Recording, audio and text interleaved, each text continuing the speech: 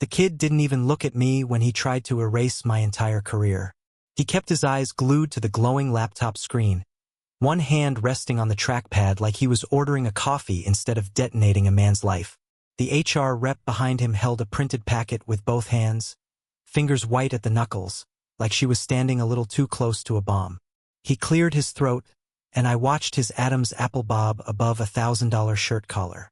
He said he'd been instructed to tell me my employment was being terminated, effective immediately. He added that security would escort me out. He didn't look up to see what that did to my face. He just read it off a script on his screen, line by stiff line. I stood there, 55 years old, in the same office where I'd slept on the couch during snowstorms so trucks wouldn't be delayed, listening to Bradley Patterson Jr. talk like a podcast ad about cost restructuring and digital transformation. A kid I'd taught to read a balance sheet when he was still figuring out how to tie a Windsor knot was now performing my execution like some badly rehearsed school play. I remember noticing the stupid little details. The way his fresh haircut still held the shape of the barber's comb. The new brass nameplate on the desk that said, Chief Executive Officer, like it had been waiting in a closet for this moment. The framed degree from Stanford on the wall, tilted a little to the left, as if even the diploma was unsure about him. He had the confidence of somebody who'd never actually had to clean up their own mess. Behind him, the HR rep looked as if she wanted to disappear into the wall. Her tablet was shaking slightly in her hands. She had the termination packet open, my name highlighted in yellow, and kept darting her eyes between me, the kid, and the door, like she wasn't sure which direction danger was coming from. I'd seen real danger. 6 years in the Navy taught me what it looked and smelled like. It didn't look like this pastel, climate-controlled office with a fancy espresso machine humming in the corner. It looked a hell of a lot more honest than what was happening in front of me. I waited until he finished his little speech. I let every word land, every corporate cliché float in the air between us like the smell of printer toner. He reminded me I'd need to turn in my badge and company phone. He said IT would handle access revocation. He did not say thank you for 28 years of making sure his father's empire never collapsed under its own weight. He did not mention the Christmas Eves I'd spent rerouting freight in a snowstorm while his family took pictures in matching pajamas. He didn't mention any of that because he didn't know any of that. All he knew was the script on his screen. I remember my heart rate never really spiking. There was a tightness in my chest. Sure, but it felt less like panic and more like a knot I'd been waiting to untie for over a decade. I reached up, smoothed the front of my jacket, buttoned it out of habit.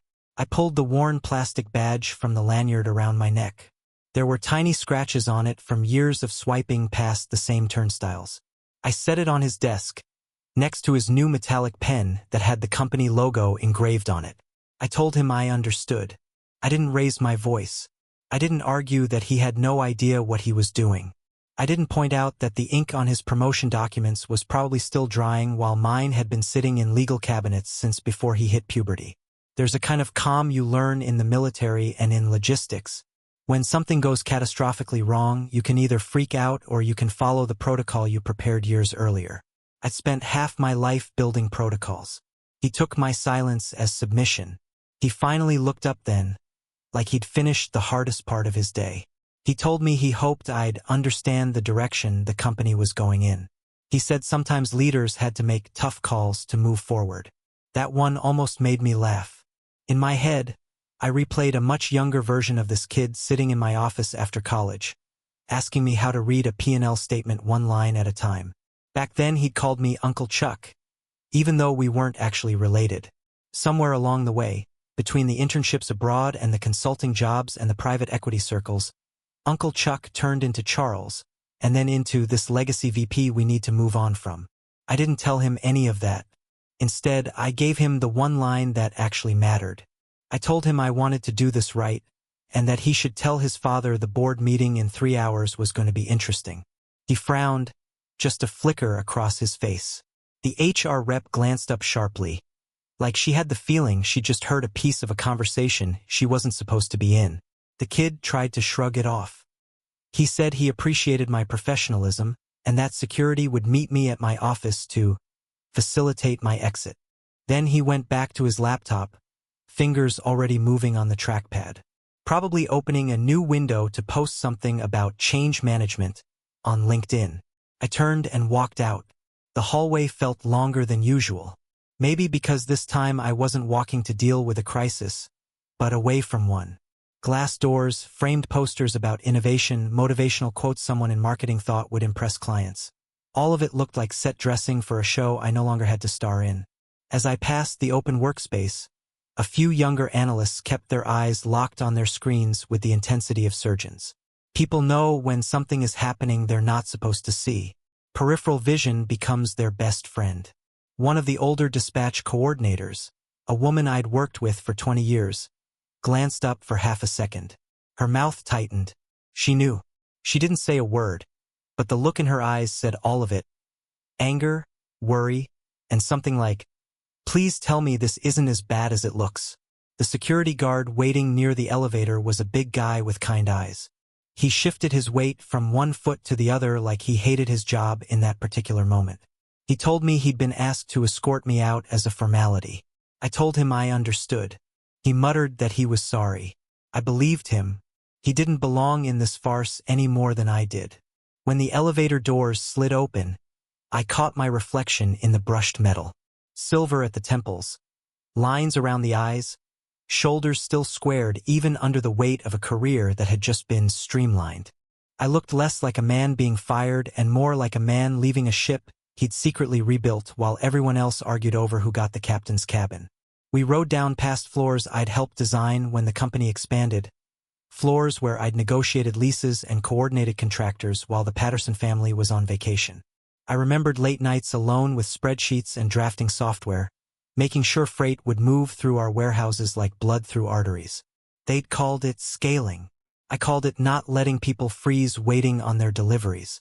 The elevator dinged at the lobby. The security guard stepped out with me but kept a respectful distance. He didn't put a hand on my arm. He didn't need to. If I'd wanted to burn the place down, I would have done it with contracts, not chaos. The lobby was all glass and polished stone. On one wall, there was a timeline of Anchor Point logistics etched into a metal panel, key milestones, expansions, headline deals. Near the center was a framed black and white photo from 1996 of the founding team in hard hats, grinning like idiots in front of a half-finished warehouse outside Chicago. I was in that photo, standing right next to Bradley Sr., back when his hair was still dark and he hadn't yet started thinking of the company as his family's birthright. You won't see my name on the leadership page of the website. They scrubbed that years ago, replaced it with glossy headshots and inflated titles. But my fingerprints were on everything that actually kept the lights on. That's the funny thing about foundations. You forget they're there until the building starts to shake. The receptionist, who had studiously avoided eye contact when I'd first walked in that morning, now risked a quick look up. Her cheeks flushed. She opened her mouth like she wanted to say something but closed it again. You learn in corporate life that people rarely speak up when they think the wrong person is holding the power. As I pushed open the heavy glass door and stepped out into the chilly Chicago air, my phone buzzed. Habit made me reach for my pocket before I remembered. Company phone. IT had probably already turned it into a paperweight. I smiled to myself. I didn't need their devices. The only thing that mattered now was time, and I'd set that clock to start ticking hours before Junior practiced his little speech in front of the bathroom mirror that morning. You see, when you've spent 28 years in logistics and 6 years in the military before that, you stop believing in accidents. You believe in preparation, in contingency plans, in protocols hidden in plain sight. What that kid didn't know, what nobody in that glass box upstairs seemed to remember, was that my position at Anchor Point was never meant to be visible. It was meant to be unshakable. While they'd spent years naming conference rooms after grandkids and printing glossy brochures with smiling executives, I'd been taking my payment in percentages. A fraction of a point here in exchange for fixing a disaster. A few more points there for stepping in when an investor wanted out fast. Options instead of bonuses. Voting shares instead of plaques. I wasn't the guy posing for the annual report. I was the guy rewriting the bylaws while everyone else was congratulating each other at the bar. And 13 years ago, After one of Bradley Sr.'s other relatives had thrown a tantrum and tried to fire half the warehouse staff because he didn't like a quarterly report, I drafted something very specific and very boring sounding that went into a thick shareholder agreement no one ever read past page 6. An emergency succession protocol. A landmine made of legalese, buried deep under signatures, only triggered under one very particular condition. If a non-owner, someone with zero equity, decided to take it upon themselves to terminate a founding member without the board's formal vote. I diagrammed it like one of our freight routes. One wrong move and everything rerouted automatically. When Junior had marched into my office that morning with his chest out and his speech ready, he thought he was making his first bold leadership decision. He thought he was cutting away dead weight. What he'd actually done was step right on top of a mechanism he didn't know existed. In 3 hours, a group of men and women in suits who hadn't thought about my name in years were going to open a packet marked confidential and realize that the man, their shiny new CEO, had just fired quietly owned 72% of the company they all depended on. They were going to realize that the signature that mattered wasn't the one under Chief Executive Officer on internal memos. It was mine, on state filings, on equity transfers, on that one dry little clause that said, in essence, if an unqualified heir tried to swing an axe at the foundation, the building would immediately change owners. I stepped off the curb, the cold biting at my face, and headed toward the parking garage across the street. People rushed past me, heads down, clutching coffee cups, late for their own emergencies. I checked my wristwatch. Plenty of time. From the outside, I probably looked like any other middle-aged guy who'd just lost his job. But inside, I knew the truth. This wasn't the end of my career. It was the countdown to the end of his. When I drove out of the parking garage that morning, the city was just waking up. Delivery trucks were rattling down Wabash, bikes weaving around taxis, steam rising through metal grates on the sidewalks. Chicago has a way of ignoring your problems, even when they feel enormous. The world doesn't pause because you got fired. That's one of the first lessons the Navy taught me. Your personal storm doesn't change the weather. But as I merged onto Lakeshore Drive, I felt something I hadn't felt in years. The sensation of a long, tightly coiled spring finally releasing. Not relief, not anger, more like inevitability. I'd always known this day would come. Not the firing, necessarily, but the day when the Patterson family's entitlement finally collided with the legal architecture I'd spent decades building. They treated the company like an heirloom, something they could polish and pass down. I treated it like infrastructure, steel, bolts, contracts, supply chains, human beings who depended on their paychecks. I wasn't sentimental about it. I respected it. And that difference was exactly why I'd been preparing for a moment like this since before Junior even got his first driver's license. I stopped at a red light and watched the lake ripple under the morning wind. A trio of runners passed in front of my truck, earbuds in, ponytails bouncing. I wondered how many of them worked at places where the people making decisions had no idea what happened on the warehouse floor. Probably most. At the next intersection, I turned toward River North. There was a little cafe on Wells I'd been going to since the company was still 3 folding tables and a rented copier. I parked, ordered a black coffee, and sat by the window. The place smelled like warm pastries and burnt espresso. Soft jazz floated out from overhead speakers. It felt like the kind of spot where nobody cared who you were or what corporate catastrophe you just walked out of. I took out my personal phone, an old, scuffed thing with a cracked corner, and checked the time again. 7:34 a.m. That meant my packets had already been delivered to every board member's office inbox. I pictured their assistants dropping the thick envelopes onto mahogany desks. I pictured the CFO's face as he recognized my name on the return label.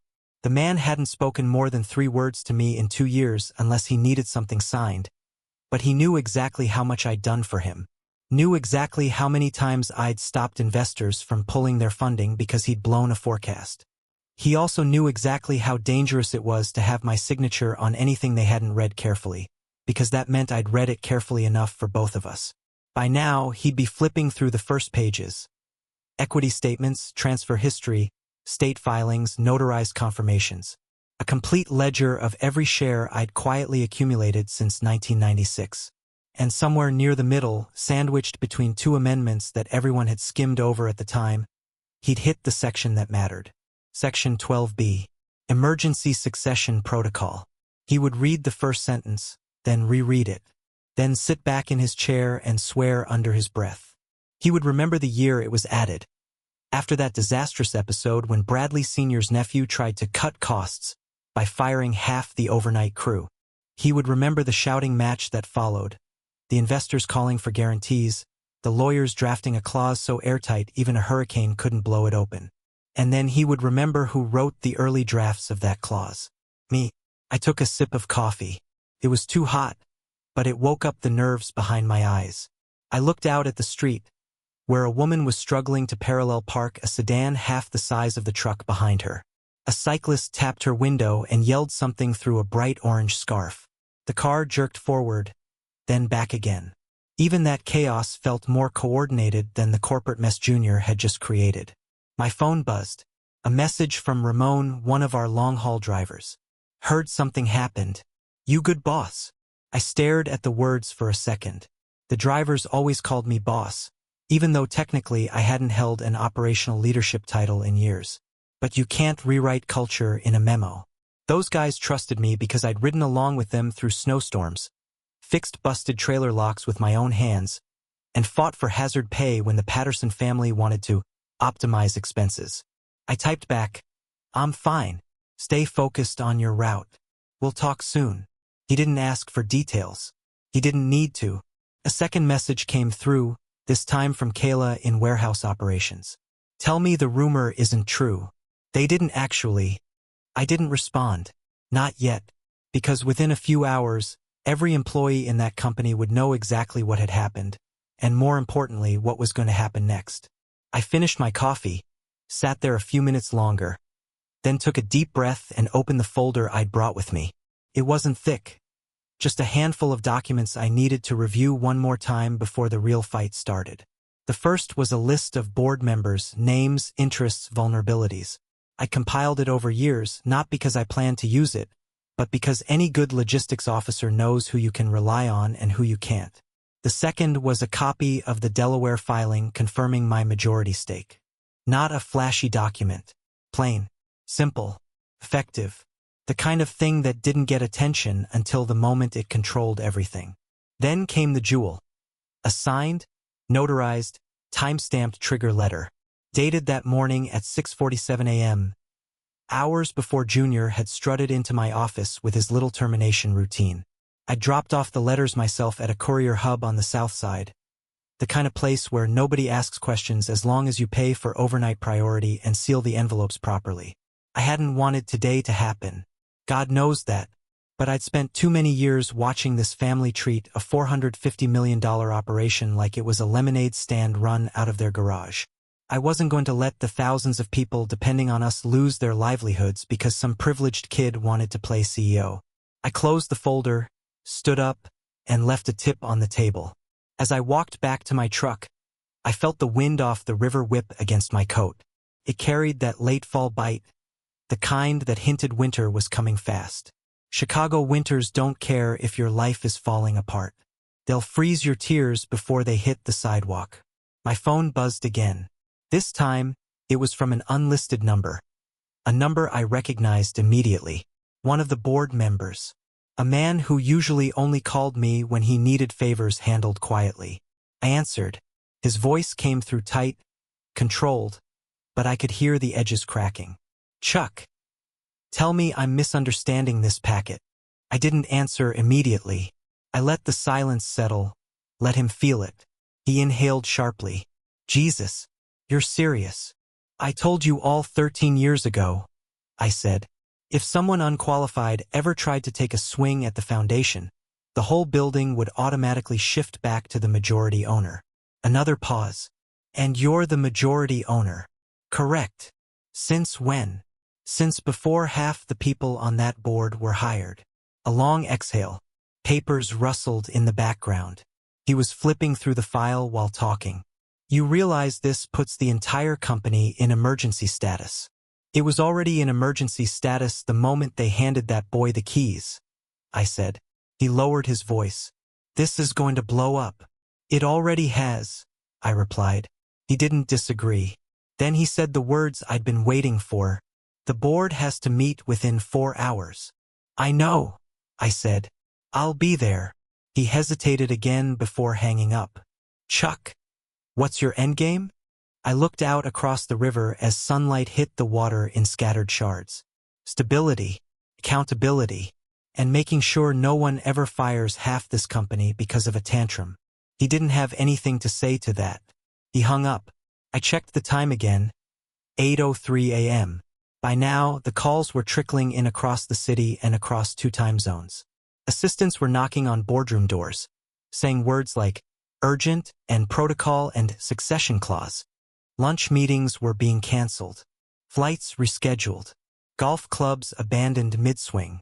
They didn't know all the details yet, but they knew one thing. Someone had pulled the emergency brake, and they were about to find out it was me. My fingers tightened around the steering wheel. 3 hours ago, I'd walked out of that building like a man stripped of power. But power's a funny thing. It doesn't disappear. It just hides in the right contracts, waits in the fine print, and sleeps in the signatures everyone else overlooks. Now it was waking up, and the kid who thought he'd just fired me was about to learn exactly what I'd built beneath his father's legacy. By mid-morning, the city had slipped into that late weekday rhythm. Emails flying, taxis honking, street vendors shouting over the rush. But inside the upper floors of downtown office towers, something very different was unfolding. A quiet panic was spreading from inbox to inbox like a slow electrical surge. I was driving back toward the heart of the loop when my phone buzzed again. Another board member. I let it ring twice before answering. He didn't bother with pleasantries. His voice came fast, clipped, like someone trying to read instructions on a parachute mid-fall. Chuck, the clause is real. Always has been. You're telling me the kid fired the majority shareholder of his own company? Precisely. A groan came through the speaker. Half disbelief, half dread. This is going to be a disaster. For them, I replied calmly. For the company, it'll be a correction. He didn't argue. The people who truly understood this business never argued with logistics math or legal math. By the time I pulled into the garage beneath my building, my phone showed 7 missed calls, 3 voicemails, and an email from legal marked urgent. Immediate response requested. They were waking up. The realization was spreading. They had let a 29-year-old with 0 equity and a family name sign a decision with the legal weight of a missile launch code. And the missile had hit the wrong target. I got out of the truck, walked toward the elevators, and felt that sharp bite of cold from the draft coming through the concrete tunnel. My steps echoed. For a man who had supposedly been terminated, I didn't feel unemployed, not even for a second. In the elevator, the mirrored walls reflected a version of me I recognized. Tired, older, but steady. Steadier than I'd felt in years. Sometimes the worst morning of your life is just the opening act to the part where everything finally snaps into place. When I reached my apartment, I didn't sit or pace or second-guess myself. I went straight to the dining table, opened my laptop, and began tracking the reactions in real time. Emails from board members came in short bursts. Please confirm ownership percentage. Requesting verification of notarized filings. We need to convene immediately. Someone from finance sent an email with the subject line, "Is this authentic?" followed by a PDF copy of my trigger packet, as if I'd accidentally sent them a forged treasure map. I replied with one word, "Yes." Not long after, my phone rang again. Unknown number, the kind only senior partners use. The voice on the other end was clipped, formal, yet touched with the kind of respect people reserve for someone they underestimated too many times. "Mr. Patterson, this is Morrison, legal counsel to the founder." I leaned back in my chair. "I figured your name would show up soon." He cleared his throat. "I need to confirm the timeline outlined in your packet. Everything is accurate. And you understood when you sent this activation notice that it would immediately freeze all executive authority, including the CEO's? That was the purpose." Another pause. I could almost hear him pinching the bridge of his nose. "And your termination occurred at what exact time?" 7:09 a.m. We have it recorded internally as 7-11. Makes no difference, I said. My packet was timestamped at 6:47. Before anyone touched a termination script. Silence. Then, oh God. I didn't say anything. I didn't need to. What followed was the sound of shuffling papers, then the soft thud of something. Maybe his forehead resting against his desk. Finally, he spoke. The founder is on the golf course. He hasn't heard yet. I tapped the table once with my finger. He will. That same moment, 30 miles away at Meadowbrook Country Club, a phone vibrated in the pocket of a man wearing a pale blue golf shirt. One hand gripped a cigar. The other held a putter. He ignored the first call, and the second, and the third, but the fourth was from Morrison's direct line. When he finally answered, cigar still between his teeth, his voice was the annoyed growl of a man who had grown used to being the most important person in any room. This better be important. It took Morrison less than 30 seconds to unravel everything. I wasn't there to hear it, but I dealt with enough crisis calls to imagine how it sounded. First, confusion. Then disbelief. Then fear, quiet, sharp, the kind that cuts deeper because it comes from realizing you should have known better. I imagined the putter hitting the grass, the cigar dropping ash onto his shoe. The moment a man who thought he controlled the kingdom realized someone else had quietly purchased the castle. Back downtown, I got a text from a board member. He's leaving the course now. ETA, 45 minutes. I stood from the table and went to the window. The city shimmered in the cold sunlight, traffic glinting along the river. Somewhere down there, couriers were hurrying through revolving doors, handing over the same thick, unassuming packets that were now turning executives pale. Corporate panic doesn't look like fire alarms or running in hallways. It looks like grown adults whispering into phones, closing blinds, canceling meetings, and pretending everything is fine while quietly trying not to throw up. I checked the time. 9:42 a.m. The meeting had to happen by 12:47 p.m. The clock was ticking whether they liked it or not. That's the thing about emergency clauses. Once triggered, the system doesn't ask how embarrassed you are or how badly you wish it would all go away. It simply moves. I grabbed my coat and headed back out. On my way down the hallway, a neighbor stepped out of her apartment holding a bag of recycling. "Off to work?" she asked casually. I smiled. Something like that. When I hit the street again, the air had warmed just enough to melt the frost on the windshields. People hurried past without noticing me, which was fine.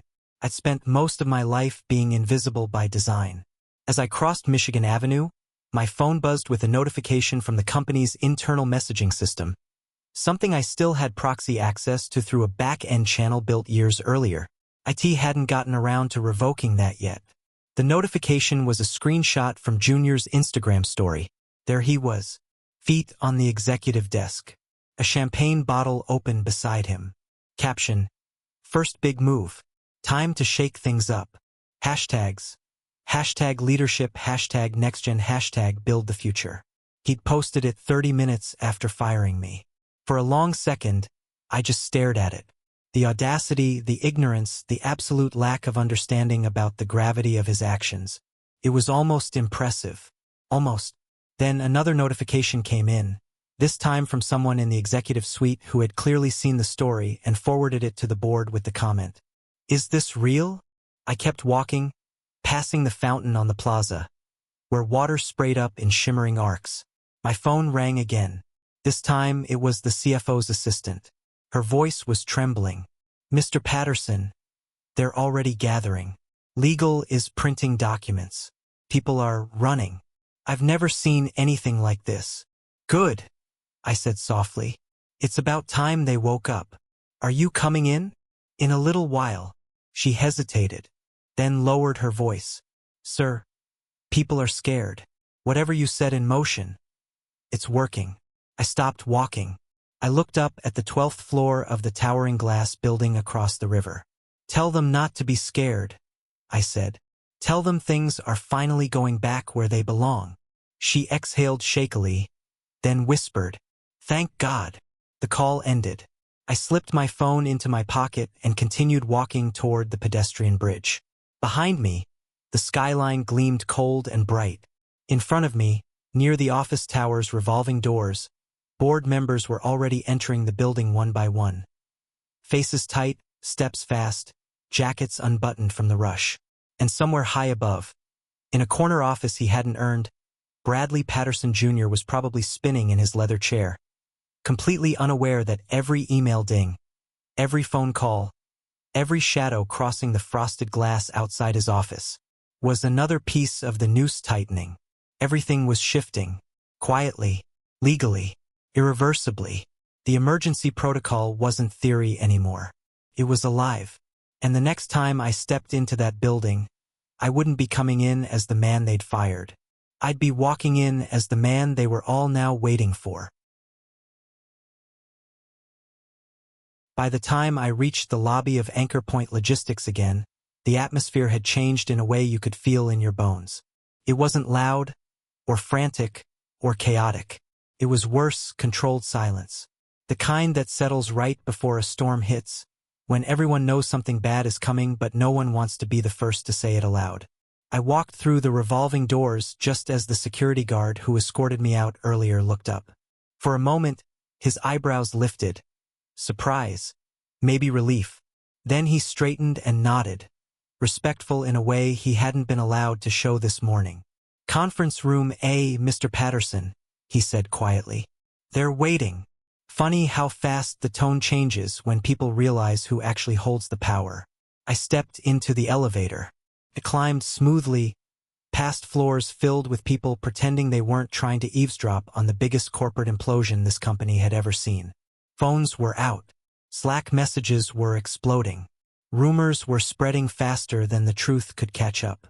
When the doors opened on the 12th floor, the carpet muffled the buzzing tension in the air. Assistants stood clustered near the reception desk, whispering. A few glanced my way, eyes wide, then quickly looked down at their tablets like students caught gossiping during an exam. I walked past them toward the conference wing. And that's when I saw him, Junior. His office door was open, and he was pacing inside like an animal trapped in a cage made of glass and ego. His face was flushed. His tie was crooked. His sleeves were rolled up in a way that wasn't confident. More like he'd yanked them up during a panic attack. He was holding his phone to his ear, voice raised so high I could hear it clearly through the hallway. "I am the CEO. Why wasn't I told there's a meeting? Why is everyone ignoring my messages?" "No, Dad. Listen, someone is screwing with us. Okay? Someone's blocking my authorization. I don't know why. Dad, stop yelling at me. Dad!" He froze mid-argument when he caught sight of me walking past the door. For a half second, we just stared at each other. Me calm. Him sweating through a shirt that probably cost as much as my monthly mortgage. His jaw clenched. His eyes darted to the phone, then back to me. He mouthed something. I read it instantly. "What did you do?" I didn't break stride. I didn't answer. I just walked past his open door, feeling the anger radiating off him like heat from an engine that's been pushed too hard. But I did turn my head slightly and say, just loud enough for him to hear, "You're about to find out." I reached the double doors of conference room A. A junior assistant standing outside quickly pulled one open for me. Inside, the room was packed. Board members, senior investors, legal counsel, CFO, ops director, even Bradley Patterson Sr., still in the same golf shirt he'd been wearing at Meadowbrook, though now it was wrinkled, and his hair was a mess from running his hands through it. They all went quiet the moment they saw me. It wasn't dramatic. No music, no gasps, just a shift, like gravity had tilted a degree in my direction. Harold Weinstein, the board chair, stood up. "Mr. Patterson," he said with a diplomatic nod, "please take your seat." My seat, not a guest chair, not a corner chair, the seat at the head of the table, the seat that had always been structurally mine whether anyone noticed or not. I walked over to it, set my briefcase down, and remained standing. I didn't want the symbolism to be lost. Harold adjusted his glasses, cleared his throat, and opened a binder filled with documents I already knew by heart. We are convened under the emergency governance protocol specified in Section 12B of the amended shareholder agreement, he announced. The matter concerns an unauthorized executive termination executed this morning. All heads turned toward Senior. His face was pale. His elbows rested on the table. His fingers were steepled under his chin, but they trembled ever so slightly. Harold continued, "Before we proceed, Mr. Patterson," he looked at me, "can you confirm ownership stake as outlined in your submitted packet?" I nodded. 72% voting control. Fully documented. A few people shifted uncomfortably in their seats. They had known the number was high. They hadn't known it was that high. Harold turned to legal. "Counsel, please summarize the protocol for the record." The general counsel opened a folder. His voice was steady, but the edge of dread was unmistakable. As written and approved by this board 13 years ago, any executive termination performed by an appointee with zero equity, zero voting authority, and without a prior board vote automatically results in immediate suspension of all interim leadership power. He paused, reading the next line twice. The trigger compels the board to meet within 4 hours and requires reversion of all executive authority to the majority shareholder until review is complete. Eyes wide and frightened scanned the room. People were finally connecting the dots. Harold continued, "The matter before us is the termination of Charles Patterson earlier today, carried out by..." He turned a page. "Bradley Patterson Jr., whose equity stake is 0. The word hit the table like a hammer. 0. Jr. chose that exact moment to burst through the conference doors. He stumbled inside, red-faced, holding his phone like it was a detonator he couldn't figure out how to use. "What the hell is going on?" he shouted. His voice cracked on the last word. He pointed at me. "Why is he here? Why wasn't I informed? I'm the CEO. This meeting is illegal without..." "Bradley," Harold interrupted firmly, "please take a seat." "I'm not sitting down. Someone explain to me why everyone's acting like I'm not in charge." The CFO, who hadn't said a word until now, quietly muttered, "Because you're not." Junior spun on him. "What did you say?" The CFO didn't flinch. "You never had unilateral firing authority. You were a derivative appointment. You don't own a single share in this company." The truth hit him like a physical blow. I could see it wash over him. Confusion, disbelief, then pure, terrified realization. He turned toward his father. "Dad, tell them this is wrong. Tell them Chuck is manipulating everyone." Senior's eyes lifted slowly. For a moment, I saw the father he once was, the man who built something out of nothing, who believed in grit and handshake deals before those became liabilities.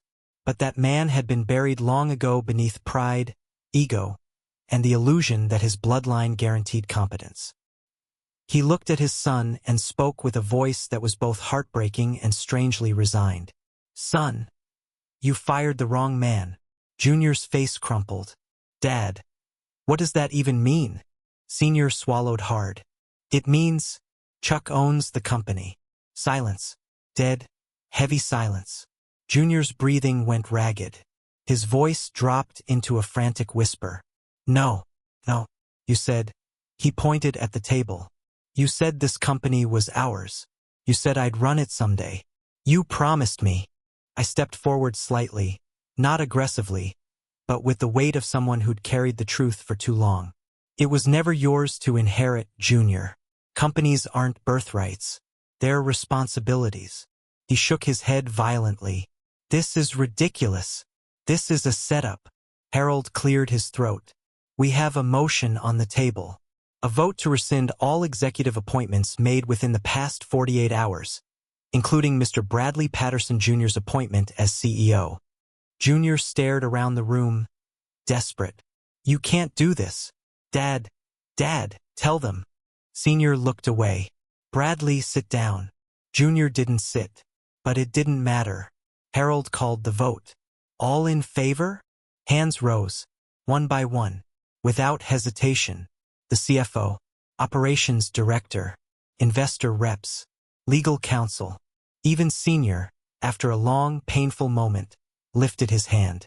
8 hands in total. Unanimous. Junior staggered. His voice cracked into something small. "Dad." Senior whispered. "I'm sorry." Harold set his pen down. The motion passes. Effective immediately, Bradley Patterson Jr. is removed from his role as Chief Executive Officer. Junior's phone slipped from his hand and clattered onto the floor. He looked at me then, eyes bloodshot, face twisted somewhere between rage and heartbreak. "This isn't over." I met his stare. "Yes," I said quietly. "It is." He didn't argue. He didn't speak. He just turned and walked out of the room, shoulders shaking, the sound of his shoes fading down the hallway. When the door shut behind him, Harold turned toward me. "Mr. Patterson," he said, "as majority shareholder, please proceed." I finally sat down in my chair at the head of the table, the chair that had been waiting 28 years. And just like that, the room exhaled. The crisis broke.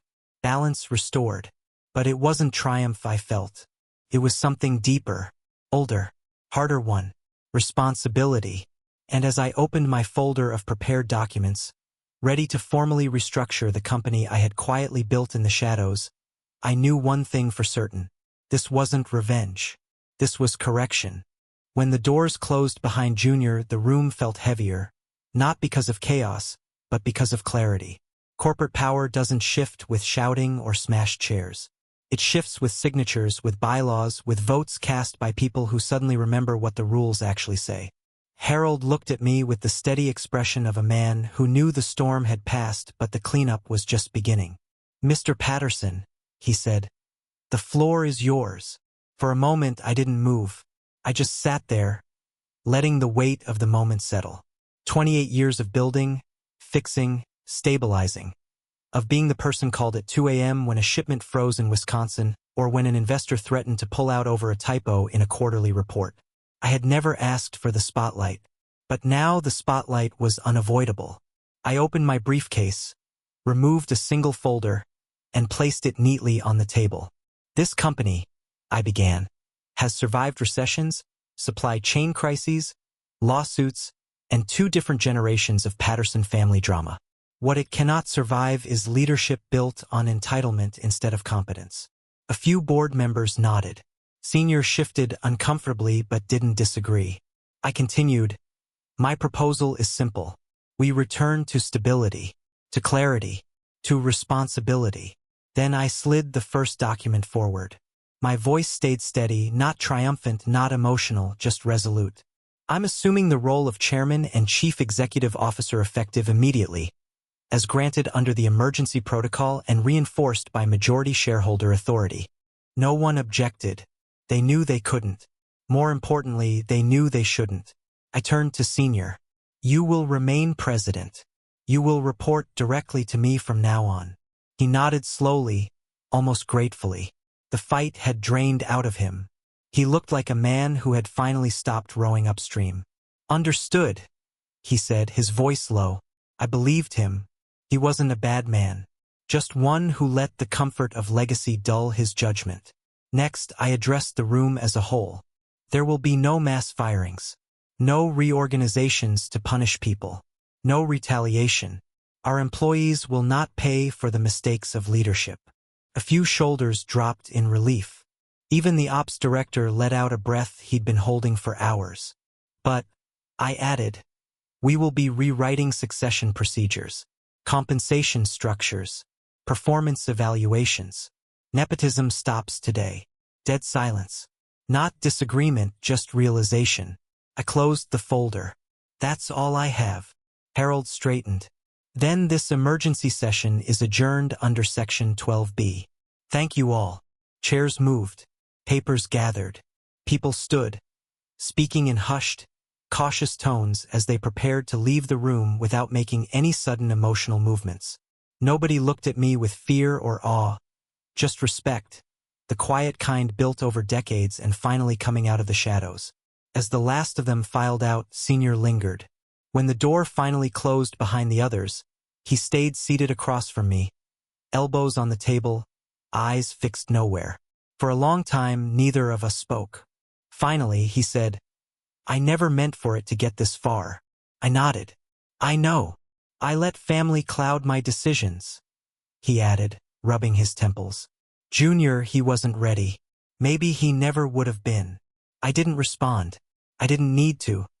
He looked up with the tired eyes of a man who'd spent his life pretending he had control even when the evidence said otherwise.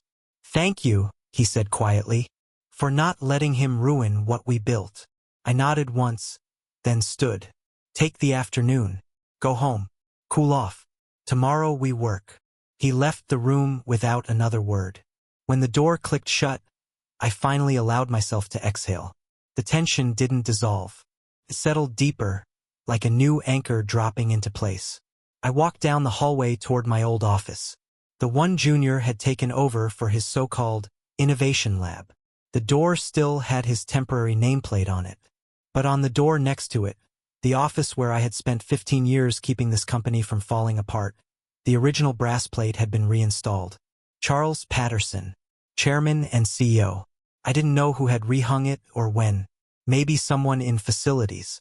Maybe someone in HR who'd been waiting hours for the go-ahead. Either way, it was back where it belonged. I opened the door. The smell hit me first.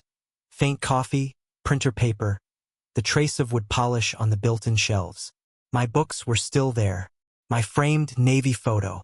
The model freight ship I'd been given after we secured the Canada contract in '09.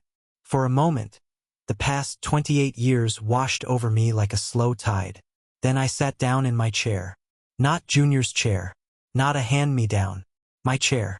A few minutes passed before there was a knock at the door. My assistant from years ago, Teresa, peeked her head in. Her eyes were glossy, like she'd been trying not to cry all morning. "Welcome back, Mr. Patterson," she said softly. It hit harder than I expected. "Good to be back," I said. She stepped in, placed my new company phone on the desk, and started to leave, but paused. "People downstairs were terrified when they heard you'd been fired," she said. "But when they saw you walk back through the lobby," she swallowed, "some of them cheered." I sat back, letting that sink in. "Tell them," I said, "things are going to be okay." She nodded, wiped her eye discreetly, and closed the door behind her. Minutes later, a message popped into my new inbox. From Facilities. Subject: Former CEO's access revoked. Security escort complete. Attached was a confirmation photo of Junior being guided out the front doors, carrying a cardboard box that looked too empty to hold anything he'd earned. His BMW sat crookedly in the founder's reserved parking spot. One last symbol of entitlement undone. I didn't smile. I didn't celebrate. Revenge wasn't the point. This was correction. Restoration. Balance rediscovered. I typed a short reply. "Thank you. Please reassign the parking space to warehouse ops." Within a minute, Facilities replied, "Done." I leaned back and looked out the window. Drivers were rolling out trucks. The warehouse crews were clocking in. Freight was moving the way freight always does. Quietly, efficiently, completely indifferent to family drama and corporate pride. The company didn't need a king. It needed a captain. And as I watched the city move in the cold afternoon light, I said it out loud. Not to boast, but to remind myself of the truth I'd earned. I built this foundation so it couldn't be shaken. Outside, the wind shifted. Inside, everything finally settled.